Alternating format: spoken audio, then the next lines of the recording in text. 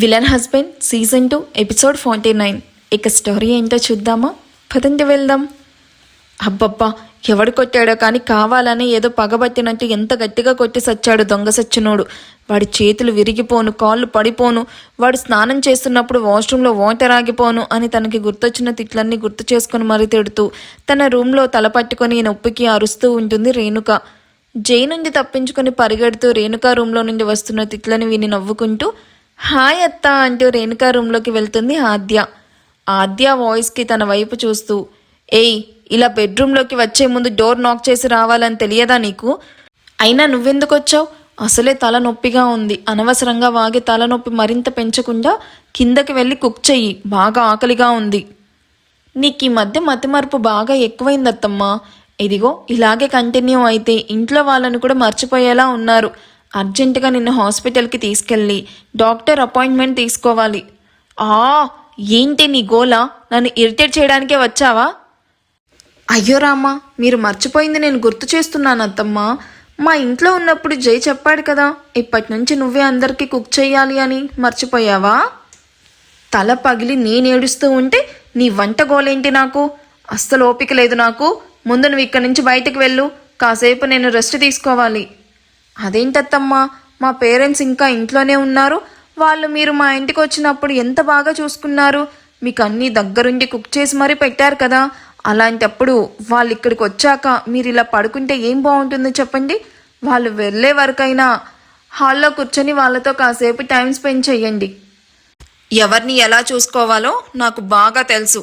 నీ లెక్చర్ ఆపి ఇక్కడి నుంచి వెళ్ళు అంటూ పడుకోబోతూ ఉన్న రేణుక రూమ్లోకి వస్తూ ఉన్న వినయ్ని చూసి ఏంటలా నిల్చుకొనున్నావా ఆద్య? కూర్చో, ఇది నీ ఇల్లే అనుకో బంగారం. ఇక్కడ నీకు రిస్ట్రిక్షన్ పెట్టే వాళ్ళు ఎవరూ లేరు. నీకు నచ్చినట్టు ఉండొచ్చు, ఫీల్ ఫ్రీ. ఏం కావాలన్నా నన్ను అడుగు, నేను చేసి పెడతాను, సరేనా? ఏవిడేంటి అపరిచితుడు మూవీలో విక్రమ్ లాగా బిహేవ్ చేస్తుంది? కాసేపు అరుస్తుంది, కాసేపు నవ్వుతుంది, ఇంకాసేపు ఏడుస్తుంది. ఈ క్యాండిడేట్ బిహేవియర్ చాలా తేడాగా ఉంది ఏంటి అని తల తిప్పిన ఆద్యాకి రూమ్లోకి వస్తూ ఉన్న వినయ్ కనిపిస్తాడు. అమ్మని, ఇదా మ్యాటరు? నువ్వు మామూలు దానివి కాదత్తా. మావయ్యని చూసి ఎంత బాగా ప్లేట్ మార్చేశావు. ఆగు, నీ పని చెప్తా అనుకుంటూ ఉంటుంది. ఏమైందమ్మా? ఏంటి ఇద్దరు ఇక్కడ కూర్చున్నారు? తనకిక్కడంతా కొత్త కథ వినయ్, అందుకే ఏం భయపడకు. నీకు మేమందరం ఉన్నామని ధైర్యం చెప్తున్నాను. ఎంతైనా ఆడపిల్ల కదా, కొత్త ప్లేస్లో ఆ మాత్రం భయం ఉండడం కామన్. వినయ్ రేణుకాని చూసి చిన్నగా నవ్వుతూ మీ అత్తయ్య చెప్పింది నిజంరా. అయినా ఎందుకు భయం? నిన్ను ప్రేమించే భర్త, నిన్ను కూతురులాగా చూసుకునే మీ అత్తయ్య అండ్ నేను, వరసకు మరదలైన మాయా నిన్ను అమ్మలాగా చూసుకుంటుంది. ఇక మీ తాతయ్యకి నువ్వంటే ఎంత ఇష్టమో నీకు తెలుసు. సో ఇక అస్సలు ఇబ్బంది పడకు. ఇది ఇప్పటి నుంచి నీ ఇల్లు. రేణుక, ఇంటికి సమ్ము చేతికివ్వు. ఇప్పటి నుంచి ఇంటి బాధ్యత మొత్తం తనదే అనగానే రేణుక షాక్ అవుతుంది. కానీ ఆద్య వాటిని తీసుకోకుండా వద్దు మావయ్య, పెద్దవాళ్ళుగా ఇంటిని చూసుకోవడానికి మీరున్నారు. అయినా మీరుండగా అవి నేను తీసుకోలేను. ఆ బాధ్యత మోసేంత మెచ్యూరిటీ వచ్చాక నేను తీసుకుంటాను, ఓకే అంటూ అత్తయ్య, నాకు మీ చేతి వంట తినాలనుంది, ప్లీజ్ నా కోసం కుక్ చేయరా? నువ్వు అంతలా అడగాల ఆద్య? మీ అత్తయ్య చాలా బాగా కుక్ చేస్తుంది. ఇన్ఫ్యాక్ట్ ఇక్కడ వీకెండ్ వస్తే చాలు అందరి కోసం ఎవరికి ఏమి ఇష్టమో తెలుసుకొని మరీ కుక్ చేస్తుంది. తనకి చాలా ఓపిక ఎక్కువమ్మా. మీ అత్తయ్య అని కాదులే కానీ ఏదైనా తను కుక్ చేస్తే మాత్రం వేళ్లతో సహా నాకేస్తారు, అంత టేస్టీగా ఉంటుంది. ఈజీ, మీరు ఇలా చెప్తుంటే నోట్లో నీళ్ళు ఊరుతున్నాయి మావయ్య. అత్తయ్య, ఇవాళ మీరు కుక్ చేయాల్సిందే, నేను మీ వంట రుచి చూడాల్సిందే. నన్ను అడ్డంగా బుక్ చేశాక చెయ్యక చస్తానా? చేసి చస్తా అని పళ్ళు నోతూ నువ్వు అంతలా అడగాల ఆద్య? ఇదిగో ఇప్పుడే వెళ్ళి కుకింగ్ స్టార్ట్ చేస్తా అని విసవిస నడుస్తూ వెళ్తూ ఉన్న రేణుకాను చూసి ఆద్య నవ్వుకుంటూ వినయ్తో మాట్లాడుతూ ఉంటుంది. జై! కిందకి వెళ్తూ ఉన్న జైని పిలుస్తాడు మహదీర్. మహదీర్ వాయిస్కి ఆయన వైపు చూస్తూ చెప్పండి మామయ్య, ఏమైనా కావాలా అని అడుగుతూ ఉన్న ఆయన వైపు చూస్తాడు. నీతో మాట్లాడాలి అనగానే జై ఆయనను తీసుకొని అదే ఫ్లోర్లో ఉన్న తన పర్సనల్ రూమ్కి తీసుకుని వెళ్తాడు. ఇప్పుడు చెప్పండి మామయ్య, ఏం మాట్లాడాలి? మహదీర్ సోఫాలో కూర్చుంటూ నీ బిహేవియర్ నాకేం అర్థం కావట్లేదు జై. అక్కడ రితిక ఎలాంటి పరిస్థితుల్లో ఉందో తెలిసి కూడా ఇలా ఇంత కూల్గా ఎలా ఉంటున్నావు అసలు? తనను సేవ్ చేయడానికి ఎందుకని ఎలాంటి ట్రయల్స్ వేయడం లేదు? అండ్ పోలీస్ కంప్లైంట్ ఇస్తా అన్నా కూడా అది రితిక ప్రాణాలకి ప్రమాదం అని వద్దంటున్నావు. మనం ఎలాంటి ప్రయత్నాలు చేయకుండా రితికాను ఎలా సేవ్ చేయగలం చెప్పు? మామయ్య రిలాక్స్, మీ పెయిన్ నాకు అర్థమవుతుంది. నేను ఎలాంటి ట్రయల్స్ చేయడం లేదని మీరు ఎందుకు అనుకుంటున్నారు చెప్పండి? ఎవరు చెప్పారు నేను చెయ్యట్లేదని? ఎవరికి డౌట్ రాకుండా రితికాను వెతికే పనిలోనే ఉన్నాను. రితిక ఎక్కడుందో మనకు తెలియకపోయినా ఎవరి దగ్గరుందో మనకు తెలుసు. ఆ రాహుల్ ఎక్కడున్నాడో మనకు తెలియదు, బట్ ఆ రాహుల్కి హరిణి అని మాత్రం తెలుసు. సో ఆ లాక్ ఓపెన్ చెయ్యాలి అంటే మనకి కీ కావాలి. కాబట్టి ప్రజెంట్ మన టార్గెట్ రాహుల్ కాదు, హరిణి. ఎలాగైనా హరిణి దగ్గర నుండి రితిక అడ్రస్ తెలుసుకుంటాను. అందుకు ఒక 3 days అలా టైం పడుతుంది. 3 days దాకా ఎందుకు చెయ్యి?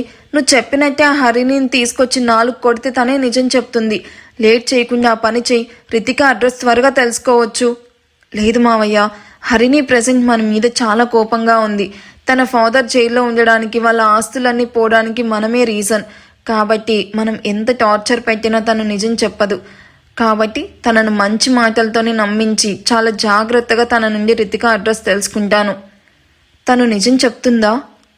చెప్పదు, బట్ చెప్పేలా చేస్తాను. నా మీద నమ్మకం ఉంచి ఒక 3 days ఆగండి మావయ్య. 4th day మీ ముందుకి నేను రితికాని తీసుకుని వస్తాను. It's my promise.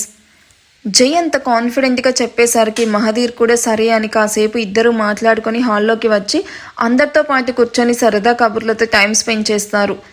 ఈలోగా కుకింగ్ కూడా ఫినిష్ అవ్వడంతో అందరూ కూర్చొని లంచ్ చేస్తారు. ఆఫ్టర్ సమ్ టైం ఈవినింగ్ వరకు అయినా ఉండొచ్చు కదా అంటూ మహదీర్ శైలు ఇంటికి స్టార్ట్ అవుతున్నారని చెప్పగానే ఇద్దరిని బెంగగా చూస్తూ అడుగుతూ ఉంటుంది ఆద్య. ఇంపార్టెంట్ మీటింగ్ ఉందిరా, అందుకే ఇంత త్వరగా వెళ్తున్నాము. అయినా ఈవినింగ్ వరకు ఉన్నా వెళ్ళక తప్పదు కదా.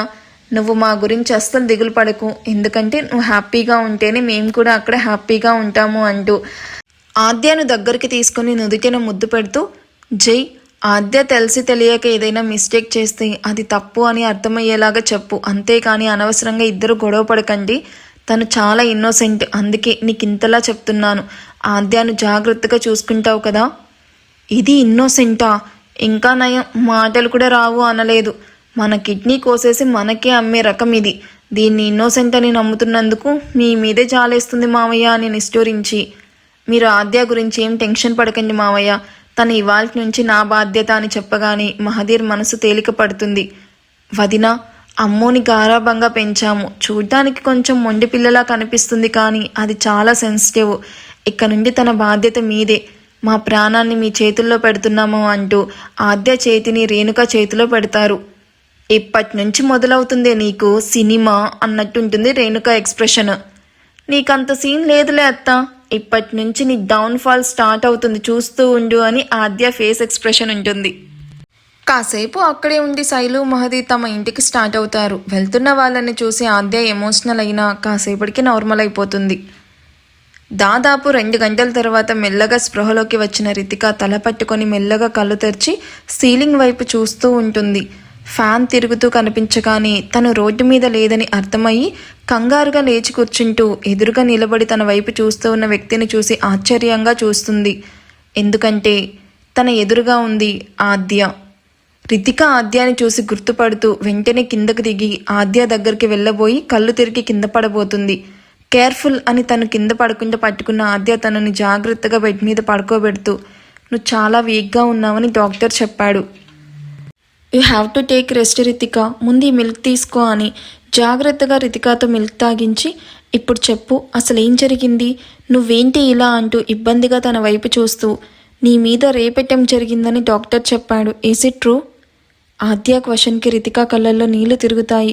దాంతో మొహాన్ని చేతుల్లోకి దాచుకొని వెక్కి వెక్కి ఏడుస్తూ, నా లైఫ్ మొత్తం కంప్లీట్గా నాశనం అయిపోయింది మేడం అంటూ పిచ్చి పట్టిన దానిలాగా తన మొహం మీద గోళ్లతో రక్కేసుకుంటూ ఏడుస్తూ ఉంటుంది. రితిక స్టాప్, అసలు ఏం చేస్తున్నావు నువ్వు అంటూ ఆద్య తనని ఆపడానికి ట్రై చేస్తూ ఉన్న రితిక ఆద్యను దూరంగా నెట్టేసి, నన్ను టచ్ చేయకండి మేడం, నేను మలినమైపోయాను, మీ ఎవరికి నా మొహం కూడా చూపించలేను, ఐ వాంట్ టు డై, నాకు బ్రతకాలని లేదు అంటూ ఇన్నాళ్ళుగా గూడు కట్టుకున్న బాధ ఒక్కసారిగా బయటికి రావడంతో బర్స్ట్ అయిపోతుంది. ఆద్య రితిక బిహేవియర్ని చూసి కంగారు పడుతూ, మాన్యా మాన్యా కమ్ ఫాస్ట్ అంటూ హాల్లో డాక్టర్తో మాట్లాడుతూ ఉన్న మాన్యాకి వినిపించేలాగా అరుస్తుంది. ఆద్య అరుపుకి ఫాస్ట్గా బెడ్రూమ్లోకి వచ్చి చూసిన మాన్య రితిక వియర్డ్ బిహేవియర్ చూసి షాక్ అవుతూ, అమ్మో వాట్ హ్యాపెనింగ్, అసలు ఏం జరుగుతుంది ఇక్కడ? డోంట్ నో, ముందు తనని కంట్రోల్ చేయాలి, కొమాన్ హోల్డ్ హర్ హ్యాండ్స్ అంటూ ఇద్దరు రితిక ఎటు కదలకుండా చేతులు పట్టుకోగానే డాక్టర్ తన బ్యాగ్ నుండి ఇంజెక్షన్ తీసి రితికాకి ఇంజెక్ట్ చేశాక రితిక మత్తుగా ఆద్య వడిలో పడుకుంటుంది. ఆద్య మాన్య కంగారుగా డాక్టర్ వైపు చూడగా, టెన్షన్ అవ్వకండి మేడం, అనస్థిషియా ఇచ్చాను, ఇంకో 12 గంటల దాకా తను పైకి లేవదు అనగానే ఆద్య రితిక గురించి ఆలోచనలో పడుతుంది. ఆద్య నెక్స్ట్ ఏం చేయబోతుంది?